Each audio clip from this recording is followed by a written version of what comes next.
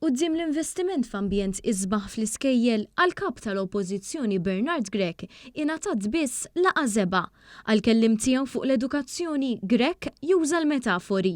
Il-kap tal-Oppożizzjoni fil-Parlament tkellem dwar laqgħa żeba' għall-iskejjel. Naħseb ilkoll nifmu tifsira metaforika. Fil-bidu ta' sena skolastika ġdida, studenti daħlu fi skola primarja ġdida f'Ħalaxa bi klassijiet isbaħ u riżorsi aħjar b'investimenti ta' 6 miljun euro. Fi Rabat Malta wkoll 400 student daħlu f'ambjent ferm aktar attrezzat li jinkludi klassijiet għall-arti u l-mużika u indoor gym.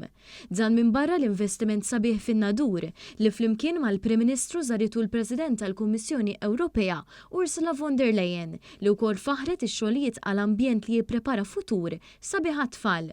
Ma' dawn f'Santa Luċija sar investiment f'titjib ta' faċilitajiet sportivi u sala li tant kienet meħtieġa għal din l-iskola sekondarja.